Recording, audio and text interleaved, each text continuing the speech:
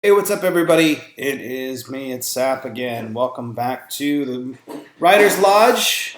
Here to talk about some more topics today to help you with your writing. That's why we're here. Make sure you subscribe and get all the discussions, be part of this community that we're creating here. I like to put the antlers right between my head like that. I don't know, OCD something.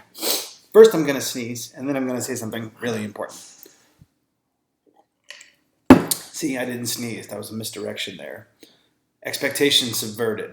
Let's talk about plotters versus pantsers. There's two kinds of basic writers. There's the person who puts in a lot of effort up front, and they do outlines, character sketches. They might even write some drafts of scenes. They've got an idea where they want to go. They call these people plotters. And it's almost a little bit of a put down, I think, sometimes. And then there's pantsers, which are the people who are so brilliant they can just sit down and they can just crank out books, and they just let the book take them where they take them. I've written books using both of these methods, and I'm going to tell you about the pros and cons of each. Let's start with plotters. Some famous plotters would include J.K. Rowling and James Patterson. James Patterson writes more outlines than book copy, actually. He usually writes so many outlines and character sketches that he usually hands it off to somebody else to fill in the details because, like, he's already planned it all out. Here's the story. It's going to go here. It's going to go here. It's going to go there. He's got all the beats planned out. He also publishes some crazy amount of books per year, and if you look at how many books he puts out, you'll see why. Are every one of those a masterpiece? Not necessarily. But if you take J.K. Rowling and the Harry Potter books, those are pretty groundbreaking, right? So obviously there was some kind of a plan there with those books. And if you've ever read a Harry Potter book, in fact, I've got a collection of them right there are my Harry Potter books next to Lord of the Rings. These books are really easy to read. They're very tight and concise, and they kind of get to the point, and they move really quickly, and they're fun. That's why they're so popular. I'd say when you plot, you have a tendency to write more concise, more direct books that people can get through in a weekend or in a couple weeks and just enjoy the writing process. Pantsers. I think the most famous pantser that I know is Stephen King. Stephen King sits down at his computer, plays loud rock music, and just starts typing. And whatever happens, happens. And there's something fun about that. I've done it before where I really don't know where this is going to go, and you get excited sometimes about your writing, and you're like, I don't know what's going to happen. I'm excited to see what these characters do, because once you have the characters in your mind so clearly, they'll surprise you, and they start dictating where things go. The only suggestion I would say about pantser writers is, have you ever read a Stephen King book?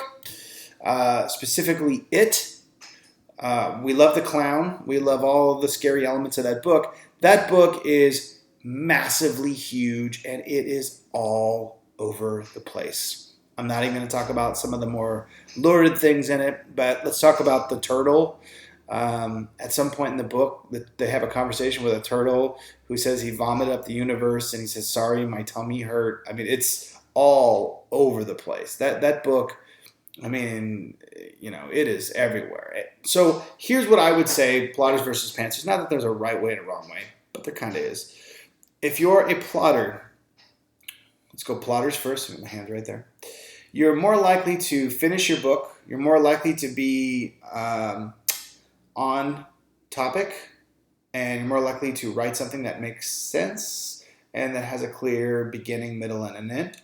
If you're a pantser, I think there's potential there for more creativity, because when you're outlining, you're not necessarily going on the journey. You're thinking ideally, where would I like this story to go? James Patterson probably thinks about action beats, and like, I want to have this happen to this character, and then I want to have a fight scene here and a chase scene. So it's not really groundbreaking stuff.